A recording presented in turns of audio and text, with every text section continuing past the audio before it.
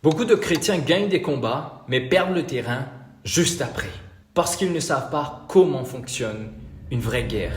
Dans le monde physique, quand une armée gagne un terrain, elle ne dit pas juste « on a résisté, on a repoussé ». Elle fait trois choses immédiatement. Elle occupe le terrain, elle le fortifie et elle plante un drapeau. Pourquoi ? Parce qu'un terrain gagné mais laissé vide est un terrain repris par l'ennemi. Et spirituellement, c'est exactement la même chose. Tu peux arrêter de pécher, tu peux dire non à la chair, mais si tu ne remplis pas ce terrain, la chair revient. Et Jésus l'a expliqué clairement dans Matthieu 12, versets 43 à 45. Quand une maison est nettoyée mais laissée vide, l'esprit impur revient avec d'autres et c'est pire. Et le problème n'était pas que la maison était sale. Le problème, c'est qu'elle était vide. La victoire contre la chair, mon ami, ne se gagne pas par la volonté, mais par le renouvellement. Romains 12, verset 2.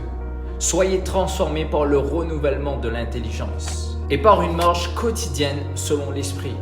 Galates 5, verset 16. Une victoire devient permanente quand tu déclares à qui appartient le terrain, tu installes une discipline à la place, tu changes ton environnement et tu vis selon ta nouvelle identité. Un terrain gagné sans planter un drapeau reste un terrain contestable. Il ne suffit pas d'expulser la chair, le monde, le diable. Il faut installer un nouvel occupant. Et tant que Christ n'occupe pas le terrain, la chair se sent encore chez elle.